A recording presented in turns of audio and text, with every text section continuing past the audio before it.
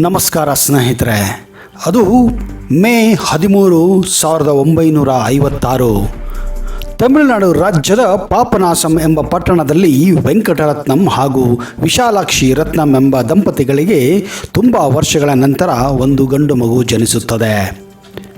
ಆ ಮಗು ಭಾನುವಾರ ಜನಿಸಿದ್ದರಿಂದ ಅದನ್ನು ರವಿ ಎಂದು ನಾಮಕರಣ ಮಾಡಲಾಗುತ್ತದೆ.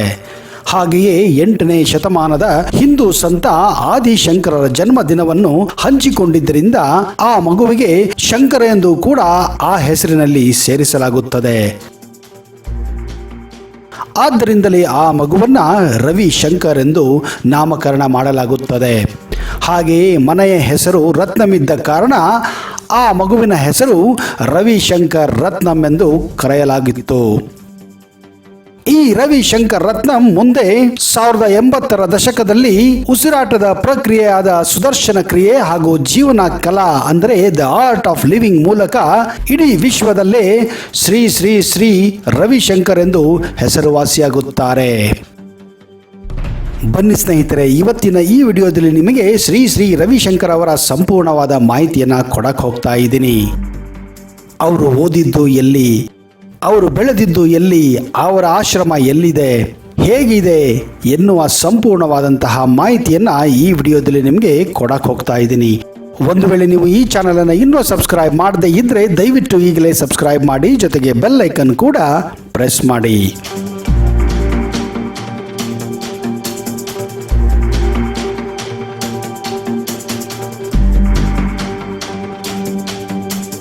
ಅದು 1982. ರವಿಶಂಕರ್ ಕರ್ನಾಟಕ ರಾಜ್ಯದ ಶಿವಮೊಗ್ಗ ಜಿಲ್ಲೆಯ ಭದ್ರಾ ನದಿ ದಂಡೆಯಲ್ಲಿ 10 ದಿನಗಳ ಕಾಲ ಮೌನಾಚರಣೆಯನ್ನು ವಹಿಸುತ್ತಾರೆ. ಆ ಮೌನಾಚರಣೆಯ ನಂತರ ಅಂದರೆ 10 ದಿನಗಳ ನಂತರ ಏನೋ ಒಂದು ಜ್ಞಾನೋದಯ ಆಗುತ್ತದೆ. ಅವರಿಗೆ ಉಸಿರಾಟದ ವ್ಯವಸ್ಥೆಯಲ್ಲೂ ಒಂದು ವಿಜ್ಞಾನದ ಎಂಬ ಅರಿವು ಗೊತ್ತಾಗುತ್ತದೆ. ಅದನ್ನೇ ಅವರು ಸುದರ್ಶನ ಕ್ರಿಯೆ ಎಂದು ಕರೆಯುತ್ತಾರೆ. ಉಸಿರೇ ಜೀವನದ ಮೊದಲ ಕ್ರಿಯೆ. ಉಸಿರಿನಲ್ಲಿ ಎಷ್ಟೋ ಜೀವನದ ರಹಸ್ಯಗಳು ಅಡಗಿವೆ.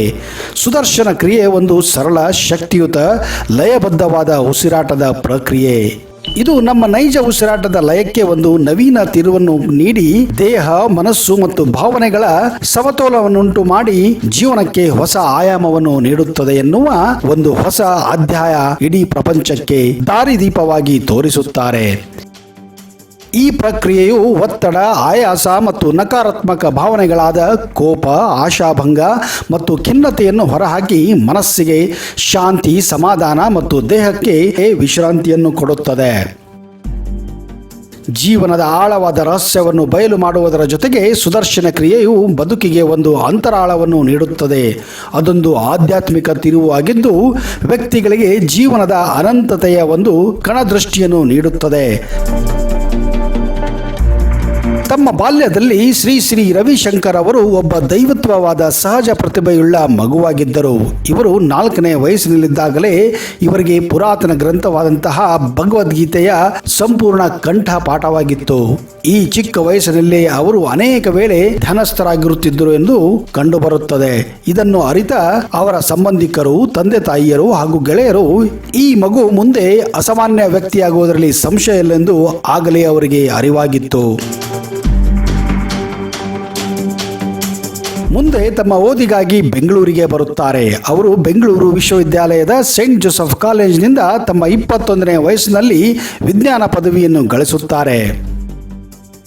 ಪದವಿ ಪೂರೈಸಿದ ನಂತರ ಮಹರ್ಷಿ ಮಹೇಶ್ ಯೋಗಿ ಅವರು ರವಿಶಂಕರ್ ಅವರನ್ನು ವೇದ ವಿಜ್ಞಾನದ ಬಗ್ಗೆ ಉಪನ್ಯಾಸ ನೀಡಲು ಮತ್ತು ವೇದಗಳು ಮತ್ತು ವಿಜ್ಞಾನದ ಬಗ್ಗೆ ಸಮ್ಮೇಳನಗಳನ್ನು ಮಾಡುವ ವ್ಯವಸ್ಥೆ ಮಾಡಿಕೊಡುತ್ತಾರೆ. ಆಯುರ್ವೇದ ಕೇಂದ್ರಗಳನ್ನು ಸ್ಥಾಪಿಸಲು ಆಹ್ವಾನವಿಟ್ಟು ಅವರನ್ನು ದೇಶ ವಿದೇಶದಲ್ಲಿ ಪ್ರವಾಸ ಕೈಗೊಳ್ಳಲು ಹುರಿದುಂಬಿಸುತ್ತಾರೆ. ಬಹುದೀರ್ಘ ಕಾಲ ಮಹಾತ್ಮ ಗಾಂಧಿಯವರ ನಿಕಟ ಸಂಪರ್ಕದಲ್ಲಿದ್ದ ಸುಧಾಕರ್ ಚತುರ್ವೇದಿಯವರು ಇವರ ಮೊದಲನೆಯ ಗುರುಗಳಾಗಿದ್ದರು.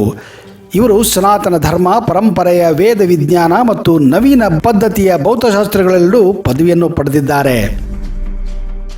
ಮುಂದೆ ಶ್ರೀ ಶ್ರೀ ರವಿಶಂಕರ್ ಅವರು ದೇಶ ವಿದೇಶಗಳಲ್ಲಿ ತಮ್ಮ ಸುದರ್ಶನ ಕ್ರಿಯೆ ಬಗ್ಗೆ ಹಲವಾರು ಕಾರ್ಯಕ್ರಮಗಳನ್ನು ಕೊಟ್ಟು 1986ರಲ್ಲಿ ಬೆಂಗಳೂರಿನ ಕನಕಪುರ ರಸ್ತೆಯಲ್ಲಿರುವ ಒಂದು ಸುಂದರ ಜಾಗದಲ್ಲಿ ದಿ ಆರ್ಟ್ ಆಫ್ ಲಿವಿಂಗ್ ಅನ್ನು ಪ್ರತಿಷ್ಠಾಪನೆ ಮಾಡುತ್ತಾರೆ.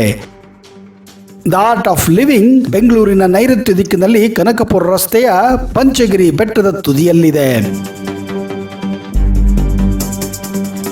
ಇತ್ತೀಚಿನ ದಿನಗಳಲ್ಲಿ ದಿ ಆರ್ಟ್ ಆಫ್ ಲಿವಿಂಗ್ ಬರೀ ಕರ್ನಾಟಕ, ತಮಿಳುನಾಡು, ಆಂಧ್ರ ಪ್ರದೇಶ, ಕೇರಳ ಅಲ್ಲದೆ ಇಡೀ ಭಾರತಾದ್ಯಂತ ಅಲ್ಲದೆ ವಿದೇಶದಲ್ಲೂ ಕೂಡ ಅತ್ಯಂತ ಹೆಸರುವಾಸಿಯಾಗಿದೆ.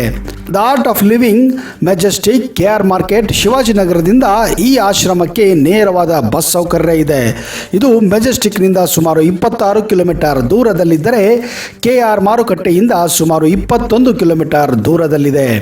ದ ಆರ್ಟ್ ಆಫ್ ಲಿವಿಂಗ್ ಆಶ್ರಮವನ್ನು ನೀವು ಕನಕಪುರ ರಸ್ತೆ ಅಥವಾ ನೈಸ್ ರಸ್ತೆ ಮೂಲಕ ಕೂಡ ತಲುಪಬಹುದು. ಇದು ತನ್ನ ಯೋಗ ಮತ್ತು ಧ್ಯಾನ ಕಾರ್ಯಕ್ರಮಗಳಿಗಾಗಿ ವಾರ್ಷಿಕವಾಗಿ ಸುಮಾರು 15 ಲಕ್ಷಕ್ಕಿಂತ ಹೆಚ್ಚು ಪ್ರವಾಸಿಗರನ್ನು ತನ್ನತ್ತ ಸೆಳೆಯುತ್ತದೆ. ಜೀವನ ಶೈಲಿಯ ಗುಂಪು ಧ್ಯಾನ, ಪಠಣ, ಜ್ಞಾನಾವಧಿಗಳು, ಪೂಜಾ ಸತ್ಸಂಗಗಳು, ದೈನಂದಿನ ದಿನಚರ್ಯದೊಂದಿಗೆ ಇಲ್ಲಿ ಹಲವಾರು ಕಾರ್ಯಕ್ರಮಗಳು ನಡೆಯುತ್ತವೆ. ಇದು ಆಯುರ್ವೇದ ಚಿಕಿತ್ಸೆಗಾಗಿ ಪಂಚಕರ್ಮ ಕೇಂದ್ರ ಮತ್ತು ಆಯುರ್ವೇದ ಆಸ್ಪತ್ರೆಯನ್ನು ಸಹಿತ ಹೊಂದಿದೆ. ಇಲ್ಲಿಗೆ ಹೋಗುವ ಪ್ರತಿಯೊಬ್ಬ ಪ್ರವಾಸಿಗರಿಗೂ ಇಲ್ಲಿ ಉಚಿತ ಅನ್ನದಾಸೋಹ ಪ್ರಸಾದ ಕೂಡ ಇರುತ್ತದೆ. ದಿ ಆರ್ಟ್ ಆಫ್ ಲಿವಿಂಗಿನ ಈ ಅದ್ಭುತ ಪ್ರದೇಶದಲ್ಲಿ ವಿಶಾಲಾಕ್ಷಿ ಮಂಟಪ ಒಂದು ಧ್ಯಾನ ಮಂಟಪವಾಗಿದ್ದು ಇದು 5 ಶ್ರೇಣಿಗಳನ್ನು ಒಳಗೊಂಡಿದೆ. ಇದರ ಸುತ್ತಲೂ ಕಮಲದ ದಳದ ವಿನ್ಯಾಸವಿದೆ. ವಿಶ್ವದ ಎಲ್ಲ ಪ್ರಮುಖ ಧರ್ಮಗಳ ಚಿಹ್ನೆಗಳನ್ನು ಸಭಾಂಗಣ ಒಳಗೆ ಚಿತ್ರಿಸಲಾಗಿದೆ. ಇಲ್ಲಿ ಬರುವ ಪ್ರವಾಸಿಗರು ದಿನನಿತ್ಯ ಇಲ್ಲಿ ಧ್ಯಾನವನ್ನು ಮಾಡಿ ತಮ್ಮ ಸಮಯವನ್ನು ಕಳೆದುಕೊಳ್ಳುತ್ತಾರೆ. ತಮ್ಮ ಜೀವನಕ್ಕೆ ಹೊಸ ಆಯಾಮ, ಹೊಸ ಚೇತನವನ್ನು ಕೂಡ ಇಲ್ಲಿ ಅವರು ಪಡೆದುಕೊಳ್ಳುತ್ತಾರೆ. ಇಲ್ಲಿ ಬರುವ ಪ್ರವಾಸಿಗರಿಗೆ ಉಳಿದುಕೊಳ್ಳಲು ಹಲವಾರು ನಿವಾಸಿಗಳು ಕೂಡ ಇವೆ. 2004ರಲ್ಲಿ ಶ್ರೀ ರವಿಶಂಕರ್ ಅವರು ಪಾಕಿಸ್ತಾನಕ್ಕೆ ಭೇಟಿ ನೀಡುತ್ತಾರೆ ಮತ್ತು 2012ರಲ್ಲಿ ಇಸ್ಲಾಮಾಬಾದ್ ಮತ್ತು ಕರಾಚಿಯಲ್ಲಿ ದಿ ಆರ್ಟ್ ಆಫ್ ಲಿವಿಂಗ್ ಕೇಂದ್ರವನ್ನು ಉದ್ಘಾಟಿಸುತ್ತಾರೆ. ಆದರೆ ದುರಾದೃಷ್ಟ 2014ರಲ್ಲಿ ಇಸ್ಲಾಮಾಬಾದ್ ಕೇಂದ್ರವನ್ನು ಸ್ನೇಹಿತರೆ, ಒಂದು ವೇಳೆ ನಿಮಗೆ ಬೆಂಗಳೂರಿನಲ್ಲಿ ಟೈಮ್ ಸಿಕ್ಕರೆ ದಯವಿಟ್ಟು ದ ಆರ್ಟ್ ಆಫ್ ಲಿವಿಂಗ್ ಅನ್ನು ಭೇಟಿ ಕೊಡಿ ಹಾಗೂ ನಿಮ್ಮ ಈ ಸ್ಟ್ರೆಸ್ಫುಲ್ ಜೀವನದಲ್ಲಿ ಸ್ವಲ್ಪ ಹೊತ್ತು ಧ್ಯಾನದಲ್ಲಿ ಕಳೆಯಿರಿ. ನಿಮ್ಮ ಜೀವನಕ್ಕೆ ಹೊಸ ಚೈತನ್ಯ ಬರುತ್ತದೆ.